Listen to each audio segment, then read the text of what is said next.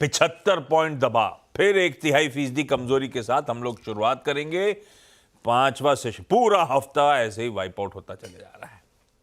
हरमाज बताएंगे global mood mall है कैसा, वीरू बताएंगे कैसे निफ्टी बैंक में आज फ्राइडे के दिन अपन को अप्रोच करने का है, और कंचन बताएंगी सारे स्टॉक्स इन न्यूज। पहले हरमाज के पास चला जाए और समझ लिया जाए कहानी है कैसी। आज सुबह वैसे एक वो अपडेट भी आ रहा था पुतिन साहब की तरफ से, रॉयटर्स के हवाले से। ऐसे पुतिन साहब की कल एनुअल स्पीच भी थी, वो हर साल प्रेस को संबोधित करते हैं। पर ये पता है, ऐसा लगता था ट्रम्प साहब के आने से पहले मामला सुलझ जाएगा। खैर, हरमाज मूड क्या क्या है, सारे डेवलपमेंट क्या है? गुड मॉर्निंग आपको। गुड मॉर्निंग आशीष। और पहले तो चीन से जो खबर आ रही है उससे भी बात कर लेते हैं, क्योंकि जो लेंडिंग रेट्स है उन्हें स्टेडी रखा गया है, कोई बदलाव नहीं की गई है, चाहे वो 1 साल की दर हो या 5 साल की दर हो। 1 साल की दर को 3.1% ही रखा गया है, 5 साल की दर को 3.6% रखा गया है।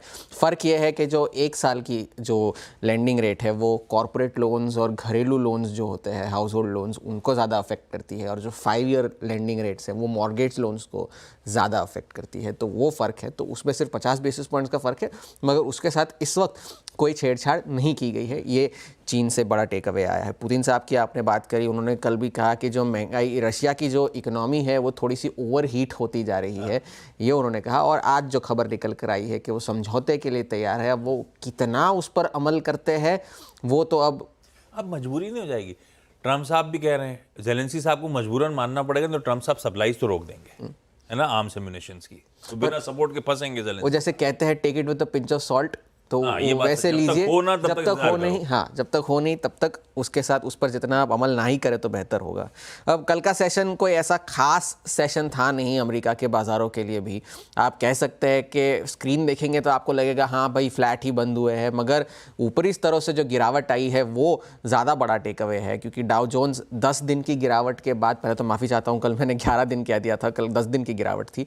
10 दिन के बाद कल उछाल के साथ बंद हुआ, वो भी हल्के हरे निशान में, मगर 450 पॉइंट ऊपरी स्तरों से गिरकर बंद हुआ, तो वो ज़्यादा बड़ा टेक अवे है। और बाकी के जो दोनों है S&P 500 और नैस्डैक, वो भी ऊपरी स्तरों से गिरकर फ्लैट लाइन के नीचे बंद हुए हैं, तो वो एक बड़ा टेक अवे है। डॉलर अभी भी 108 पर बना हुआ है। ट्रेजरी यील्ड्स में कल और थोड़ा सा उछाल देखने मिला, 4.57 तक पहुंच गए हैं यील्ड्स अब।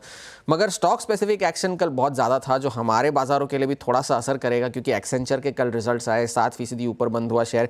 कंचन इस बारे में ज़्यादा बात करेंगी, मगर जो फेडेक्स है वहाँ पर भी आफ्टर आवर्स में काफ़ी उछाल देखने मिला, 9% का उछाल देखने मिला, क्योंकि नतीजे जो थे वो ख़राब थे, गाइडेंस में थोड़ी सी कट की है, मगर जो उन्होंने कहा कि उनका जो फ्रेट डिवीज़न है उसको वो स्पिन ऑफ करके एक अलग लिस्टेड एंटिटी बना देंगे, इस वजह से शेयरों में उछाल देखने मिला। और नाइकी के शेयरों में 12% तक का उछाल देखने मिला था आफ्टर आवर्स में, मगर वो तुरंत के तुरंत ही कम हो गया और फ्लैट हो गया स्टॉक फिर से एक्सटेंडेड ट्रेडिंग में, क्योंकि जो CEO है नए, उन्होंने कहा कि अभी भी थोड़ा सा पेन बाकी है और जो कारोबार को स्थिरता लाने में अभी भी थोड़ा वक्त लगेगा, तो वो बाज़ार को पसंद नहीं आया। मैक्रो डेटा की अगर हम बात करें तो GDP के जो आंकड़े थे सितंबर की तिमाही के, जो पिछले बार जो 2.8% रिवाइज करे गए थे, उसे रिवाइज करके अब बढ़ाकर 3.1% कर दिया गया है, तो ये एक और मजबूती के संकेत आए हैं US की इकोनॉमी के लिए।